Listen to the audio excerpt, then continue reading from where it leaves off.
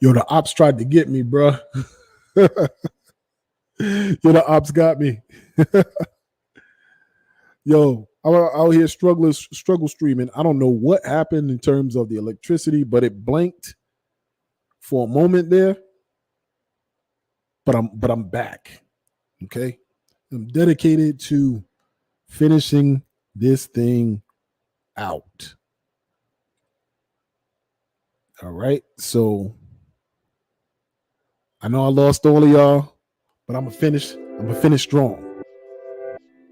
Right? Like I was saying, man,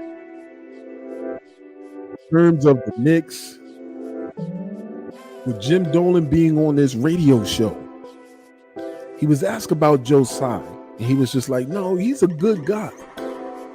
Now, Knick fans and Net fans, sports fans, we want to be in our energy, right? We want to be feeling as if, oh, we don't like them over in the bridge, and they don't like us.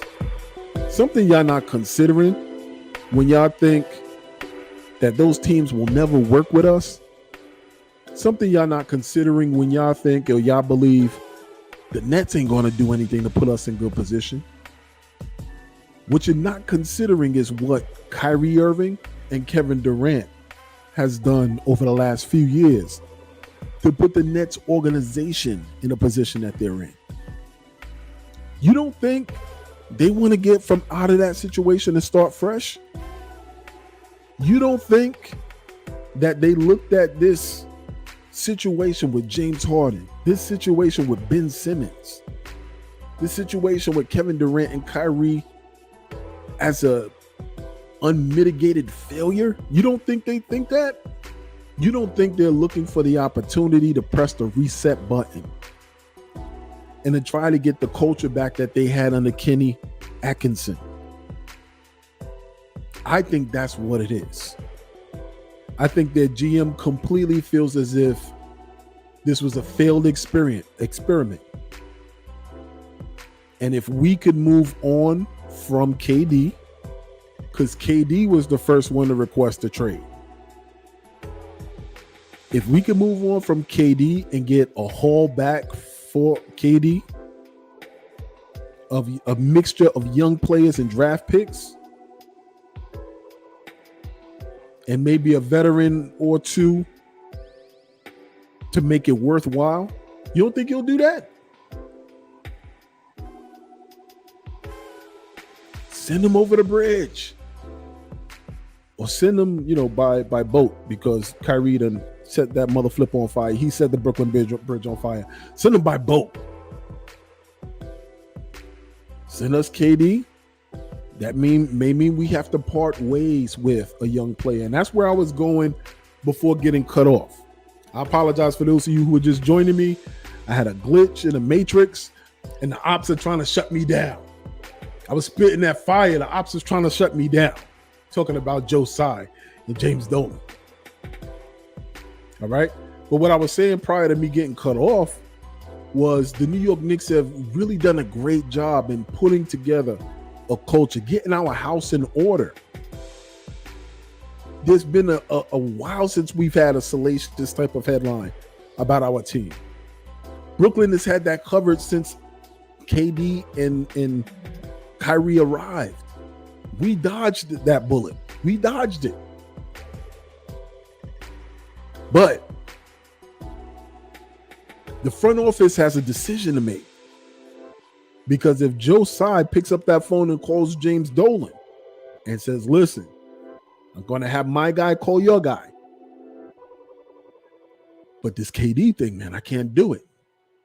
It started with Kyrie, and I know they're best friends, and I know one is going, the other is, the other's all about basketball allegedly, but he also asked out.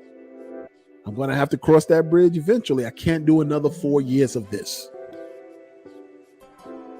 Would you be interested?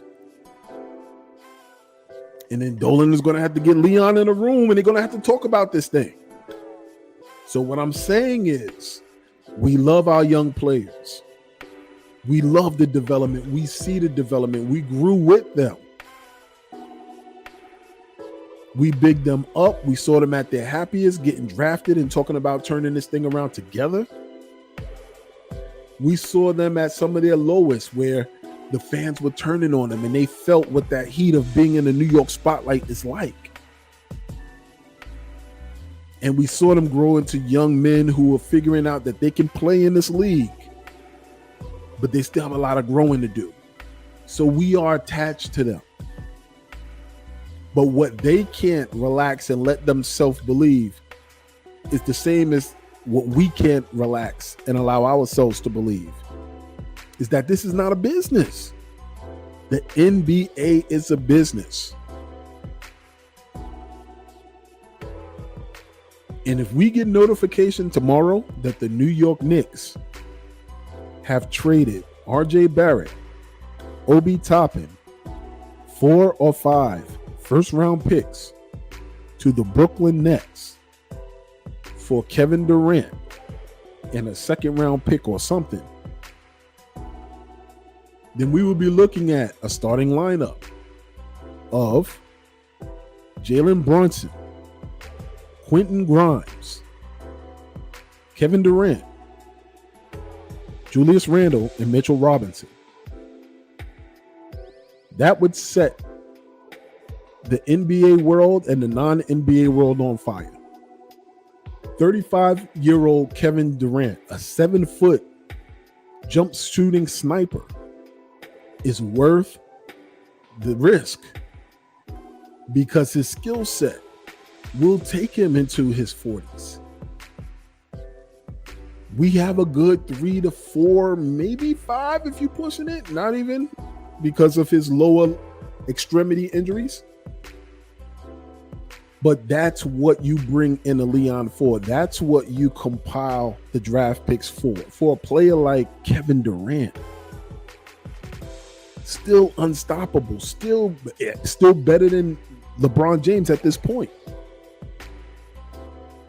So we want to be passionate, but we don't want to be foolish.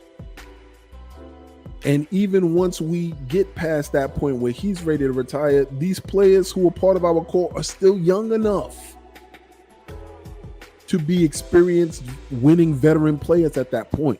To add a Kevin Durant to a Julius Randle, to add a Kevin Durant to a Jalen Brunson, to add a Kevin Durant to a Quentin Grimes will exponentially speed track their growth and their progress. So the front office has some decisions to make. All right, that's all I'm saying. And this is what you encounter when you at the trade deadline.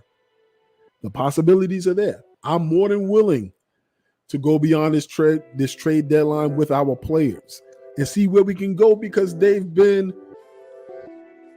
giving us their all this season. They're not perfect. They're not where they're going to eventually be, but they've been given that effort, their all. That's all we've ever asked for from this team. That's all we ever asked for. Let me hop over here to the chat real quick. I know I left a lot of y'all on froze. I don't know what type of face. I'll go back and watch it. I don't know what type of face I left it on. But let's talk a little bit about who's it. Ashley Inc. 1. What up? Finish strong like the Knicks did yesterday. Of course. We here to work. We ain't scared of the work. We here to work. I got my guy D's World of Hoops in the house. Let's go. Peace and prosperity to the chat. Let's get it. Get him, I appreciate you, sir. I appreciate you. My brother always. Give you a shout out at the beginning. I don't know if you saw it, but I appreciate you, my brother. Wellflower, gotcha. Let's go. You know the ops was in there trying to shut me down. I started talking about Dolan and Cy being on good terms, being friendly, and they didn't want to hear that. They want to keep us Knicks and Net fans apart. Okay? So I got Wellflower saying, all we need right now is consistency on an organization level. I think we've been building that. But you got to be careful what you ask for. Because when we ask for consistency on an organizational level, what you're asking for is that the ownership, the front office, and that the coach is on the same page. And if you ask some of the Knicks fans, they don't like it that the ownership, the front office, and the coach is on the same page. That's why you got to move about. Anytime you're in leadership or in a position where you are trying to guide a business or you have the best interest of the company in mind, you can't move emotionally by the voices that criticize you. You got to set a plan and you have to stick to the plan. You have to understand that this thing might get rocky. But when it does, you got to stay focused and keep the main thing the main thing. Shout out to Pat Riley, who passed that down to their coach, who passed it down to the Miami Heatles and all that. So that's where you hear that from. Keep the main thing the main thing. D says, I'm with you, Will. Let's go. These World of Hoops says, what's good, Wiz? Let's go, let's go. I appreciate y'all being here. Watching me wrap up after this whole ordeal. Plus, I still got a couple of things I want to jump into before I tie it up. Jerry Thurville says, what's good, shit? What's good? What's good, my brother? What's good? These World of Hoops says, Dolan got cyborgs. LOL. Watch out, brother. I know, but I was talking good of him. I was saying he was on the radio show and, you know, he didn't stand a chance because two of the fans on the show were Net fans. But he did all right. He was solid. He didn't say anything too crazy. Probably the craziest thing he said was, Joe Tsai is a good guy. You know, he's a really, really good guy.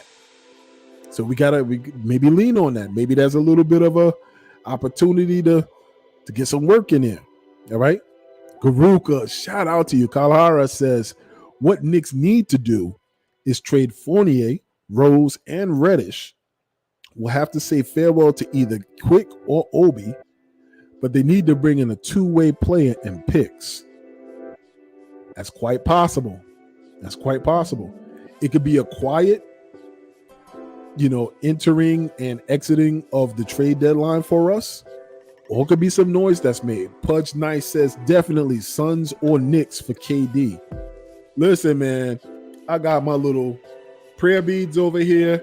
I got my rabbit's foot over here. This is what we're doing. Trade deadline. Listen, we wouldn't be Knicks fans if there wasn't a sense of delusion somewhere. All right. I laugh because they got that little video they put. KD, aren't you mad you didn't come to the Knicks? Aren't you mad you didn't come to the Knicks? Well, listen, that was a funny little video skit, right? Where he woke up and it said back-to-back champs. And he had a nightmare. Bro, you wouldn't have even needed back-to-back championships. You would have won one championship in New York. You know how crazy that would be? Bro, it ain't even about Knicks fans. It's about your legacy. That's why you went to Brooklyn with Kyrie, to show that you could put together a super team. You even got Harden over there, your former teammate.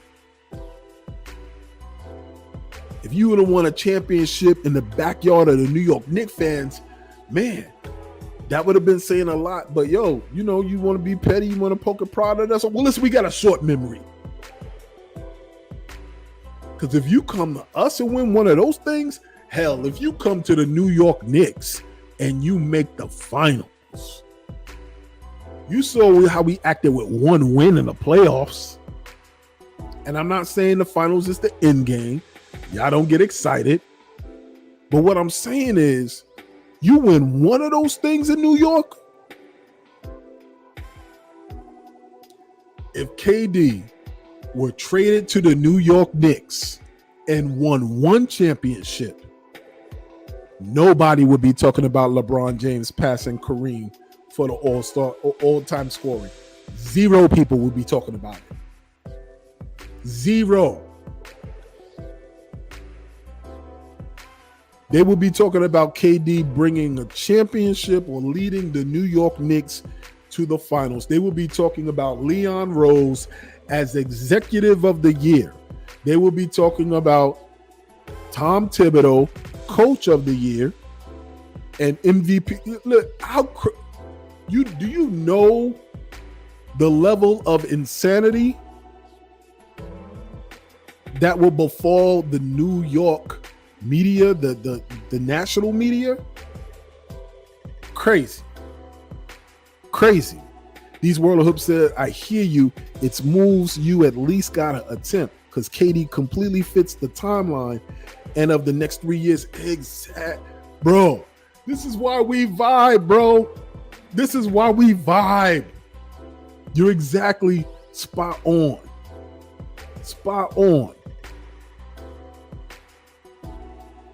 All right, next, Wellflower says, I know, but still. Y'all love it when Will ain't having it. He's just like, listen, y'all making an iron argument, but I ain't feeling it, bro. I hear you. I want the young cats to make this run. I'm with you, but we got to call a spade a spade. There is none of the young players that show the level of pop that Jalen Brunson has shown since he's been here. People were getting mad at me. It was last year. There were people on Twitter getting upset at me from the RJ Hive. Yo, what you mean? Yo, that was my first and last time in the spaces because I'm like, yo, I'm about to space out. I went in there, I was just like, yo, RJ is a good player. He's going to be a strong player. He's going to be an all-star. He's going to be maybe a 2 or 3 time all-star in this league. I'm going to give him that. But I said RJ doesn't pop off of the screen.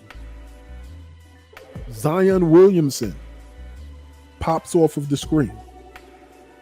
John Morant pops off of the screen. RJ's a different player. I know that. But basically what I was saying is it's just RJ just doesn't pop. You don't really know what RJ is. I made a video about that. What RJ is a player who fits the mold of being a New York type of player. All right? It's not going to always look pretty. He's not the most athletic.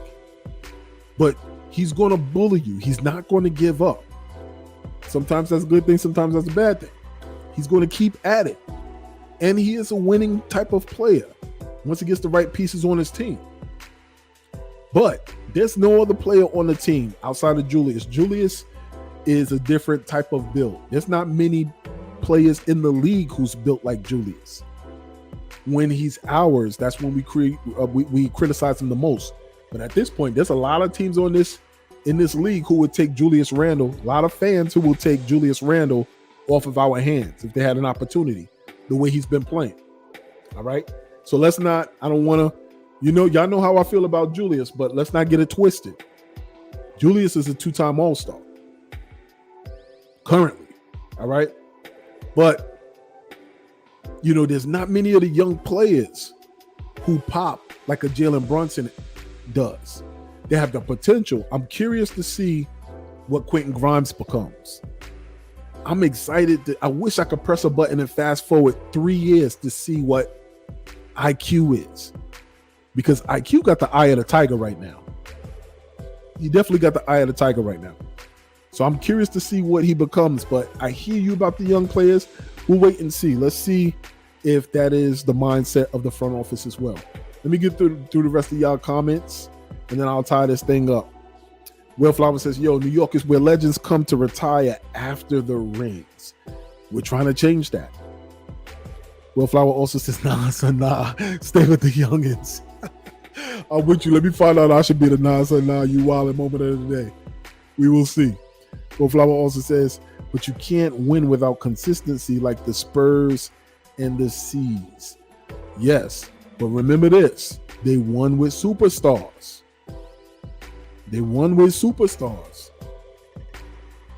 All right, they had David Robinson they drafted, but then they tanked to get Tim Duncan.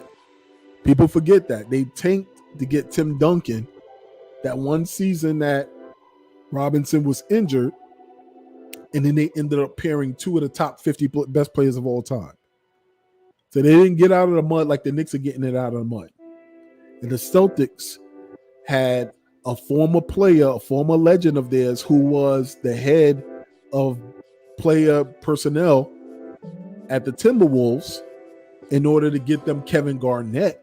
So it took that same type of nepotism that y'all talk about and with disdain about the Knicks. It took that level of nepotism and connection. Once a Celtic, always a Celtic, for the Celtic to help the other Celtic, even though he worked for the Minnesota Timberwolves, to get that Celtics team back on track and get a star. And then they were able to trade and add to a player who was already a top 50 player they had on the team. All right. And then y'all wonder why Donovan Mitchell, we couldn't get Donovan Mitchell from Utah. Ainge is a Celtic. And we haven't seen it in our lifetime if you're younger. But the Celtics don't like the Knicks and the Knicks don't like the Celtics. Ain't no way they're going to help them. And they're both in the Atlantic. Why don't many Knicks fans see that? Instead of pointing at the front office like, yo, y'all couldn't close the deal. Ninja, they weren't going to close the deal unless they got absolutely fleeced so Ainge can sit back and be like, look, good, y'all got who we want, but we got more than y'all could ever, than any other team would have ever given. All right, those relationships are real in this league. They're real, and the pettiness is realer. All right, so we got to keep that in mind. Pudge Knight says 1 chip in New York equals 3. All we need is 1 superstar, bro. Whether we develop that person or that one person through trade or free agency decides that New York is it. All we need is 1, and it'll open the floodgates. Let the NBA see how it is to win a chip in New York with the orange and blue, and it'll be a wrap. A wrap. All right. These World of Hoops says peace and prosperity to the chat once again. Share, have a great show. Thank you, sir. Great. Thank you for stopping by, supporting, bro. I'll hit you up later. But yeah, so just to wrap this thing up, I want to go to who was the Nah Son Nah you wildin' moment of the game. Okay, and that's going to go to both Uncle Clyde. That's going to go to Uncle Clyde calling out RJ Barrett. All right, it's not as bad as people will think or have you believe. He was just quoting a stat, doing his job as a color commentator, bringing something that he saw to light in terms of statistics. That's what you do as a color commentator. You call the game, but then you also have a little something. He's experienced. He does what he does. But Uncle Clyde pointed out the statistics that show, in terms of defensive rating on the team, that RJ was the worst on the team at this moment. All right. So the Nasa Nah you wildin' moment of the game goes to that popping up in the middle of the broadcast, a broadcast in which it was nationally televised as a game, a broadcast in which the color commentator team were all New Jersey Nets, Brooklyn Nets commentators. It was RJ Barrett. It was the other little guy who I forget his name, but he's a Nets fan, and he's their color commentator as well. So I saw that, I was just like, oh, here we go. We got the Nets staff covering the Knicks game. But kudos to them, and shout out to Richard Jefferson. Called a great game. You know, I would say it was fair and balanced because there was no hate coming off of his energy. He gave the Knicks props when the Knicks needed props, deserved props. So it wasn't painstaking listening to that as, you know, the game progressed, so to speak. But the Nasa Nah you wildin' moment of the game comes to Uncle Clyde, giving that random stat when the haters we expected the hate to come from didn't come from Richard Jefferson and the other Nets fan who was commentating the game on ESPN. All right. Now, what I want to do real quick before I tie this thing up for the last few people who are in here is just to, let me go to the chat real quick. So Alawai says Ainge blocked Spider. He absolutely did. He absolutely did. We got to recognize it for what it is. He absolutely blocked that thing. He did not want, he didn't want him to go to the Knicks, Atlantic Division, your opponents. I'm sorry, not opponents. That's for the Celtics. He's in Utah. But still, He wasn't going to do anything to position the Knicks to be a winning team. It's just not, unless he could fleece them out of it. So that wasn't going down. No matter how much we thought it was not. All right. So the last portion of the show, before I let y'all out of here, I want to thank y'all for rocking with me. I want to thank y'all for absorbing the technical difficulties that Mr. Dolan tried to put a glitch. It was either him or Joe Tsai when I was talking about it. But just want to kind of look at, see if I can share my screen real quick. We want to go to Knicks Reddit. Okay, Knicks Reddit. And see what other Knicks fans are talking about. All right, see what they are talking about. So let's see if we could tap in on that tab. If I could share my screen. Bam, let's go. All right. So let me remove this banner for the Nah Son Nah You Wildin'. And let's look at what's going on with other Knicks fans. What are they talking? Okay, so let me scroll this down. Let me widen this up a little bit. Let's just take a look and see what's going on. Quote of the night from the Braziller is from Evan Fournier. And he was asked if he thinks his performance will get him back in the rotation on a permanent basis. He shook his head no and said, "This is like a one-night stand." Classic quote from Evan Fournier. All right. Let's see what else they got on Knicks Reddit. Let's go back down here. All right, it says, "I don't know who needs to hear this, but Detroit has moved Killian Hayes to the bench and is starting Alec Burke at point guard." CP retweeted this, and I love it.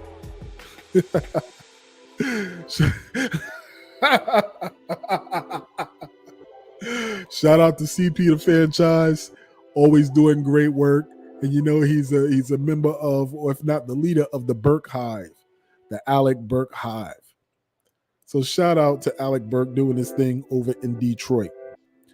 Here we have the Jazz notes. The Utah Jazz and New York Knicks have had productive talks on an Obi Toppin deal. Hold up in talks to this point has been Utah wanting an unprotected New York Knicks first round pick. They expect us to give a first round pick to give them Obi. We just got through talking about the BS that Danny Ainge been on. There is no way we're going to do any deal with Utah. It's just out of the question. I'm going to read about 3 more of these. Sometimes Twitter is wonderful. I am here for the pettiness. Georges Niang versus the Knicks tonight. He played 9 minutes. He went 0 for 5. He went 0 of 4 from 3. He had 3 fouls and 1 turnover. If you remember the last game that he played, this is funny. After the game, he was feeling himself because he hit some shots. And he had said, I don't know why they were playing in a drop coverage. I probably haven't seen that since college, maybe. Because he had hit 4 3-pointers. He had hit 4 3-pointers in the fourth quarter to get that win for us. And now we shut his behind down. Listen, watch the smack talk, y'all. Because the Knicks are about remembering what happened the previous game. Hey, and there's no better way to end this stream than with this beautiful picture. Let me screenshot this mother flipper and post this on my YouTube channel. Such a beautiful photo. So with that being said, folks, I appreciate y'all taking the time. It's good talking about these Knicks. They're doing all right. It is trade season, so let's see if we do anything to improve the team, or if we stick with our young guys and this growth plan that we have. I'm proud of our squad. I'm proud of the organization. It's been about 3 years since we've been heading the salacious headlines. They ain't got nothing for us. We've done our best to bulletproof the situation, and we leave all of the drama to Brooklyn. All right? But keep this in mind. Same thing applies to life that applies to our team. If there is no struggle, there is no progress. And remember this, we are here and we got next. Sheer Brilliance Knicks. I'm out. Peace.